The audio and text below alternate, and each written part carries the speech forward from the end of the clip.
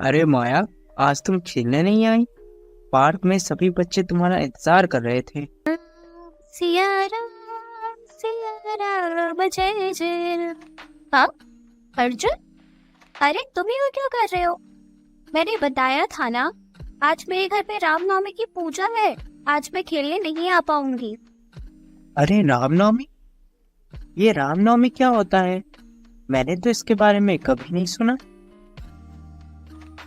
क्या तुम रामनवमी के बारे में भी नहीं जानते?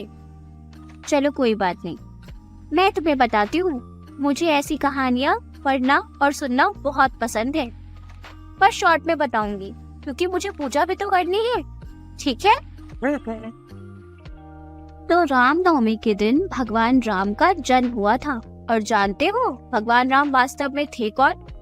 वे भगवान विष्णु के 7वें अवतार थे।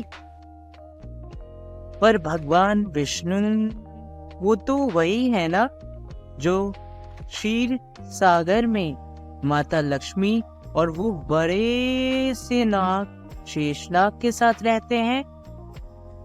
पर भगवान विष्णु ने राम के रूप में क्यों अवतार लिया?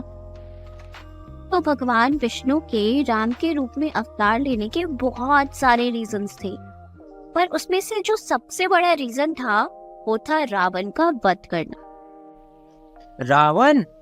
ये तो वही बड़ा सा राक्षस है ना, जिसे हर साल दशहरा पे जलाया जाता है। बिल्कुल सही कहा, ये वही लंकापति रावण है। पता है, इसके 10 सिर थे, इसीलिए इसे लोग दशानन के नाम से भी पुकारा करते थे। तो फिर बताओ, कैसे हुआ राम जी का जन्म? अच्छा बाबा, बताती हूँ। तो ये कहानी है अयोध्या की।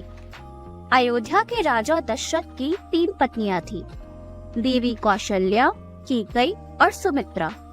लेकिन तीनों ही रानी को एक भी बेटे नहीं थे।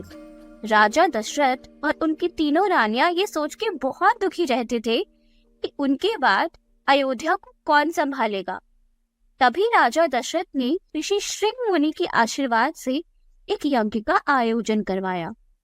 उस यज्ञ से अग्निदेव प्रकट हुए और राजा दशरथ के हाथ में एक घड़ा दिया और कहा कि इस घड़े के प्रसाद को अपनी तीनों रानियों को खिला देना। जब प्रसाद खाने की बारी आई, कौशल्या जी और कैकेयी जी तो वहां थी, लेकिन सुमित्रा जी नहीं थी। इसलिए कौशल्या जी और कैकेयी जी ने अपने प्रसाद का एक एक निवाला सुमित्रा जी के लिए बचा लिया।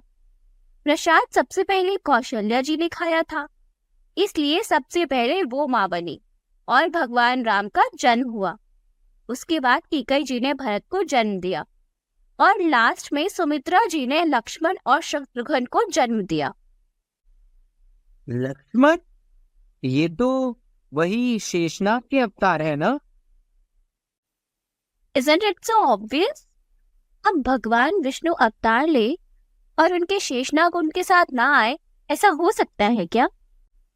बात तो सही है। वैसे क्या बात है माया, तुम्हें तो हमारे हिस्ट्री के बारे में बहुत नॉलेज है। सही कहा अर्जुन, मुझे हमारी हिस्ट्री के बारे में जानना और पढ़ना बहुत अच्छा लगता है। इसीलिए मैं अक्सर ऐसी हिस्ट्री की बुक्स जो हमारे इतिहास के बारे में हो उन्हें पढ़ लिया करती हूँ, और दादी और नानी से भी इसके बारे में बहुत पूछती रहती हूँ। क्या तुम मुझे और भी ऐसी कहानियां सुनाओगी? मुझे जानना है कि राम जी की सीता जी से कैसे शादी हुई और रावण को राम जी ने कैसे मारा, और हाँ, मंकी गॉड हनुमान जी के बारे में भी। अरे हाँ बाबा, हाँ जरूर बताऊंगी, पर अभी नहीं। अभी मेरे घर में पूजा है ना, भूल गए? कब से कर रही हो कि मैं तुमसे बातें कर रही हूँ यहाँ पे। आगे की कहानी बाद में सुनाऊंगी। तो हमारे प्यारे दर्शकों, आगे की कहानी सुनने के लिए वेट फॉर पार्ट 2, और तब तक प्यार से बोलो जय सिया राम।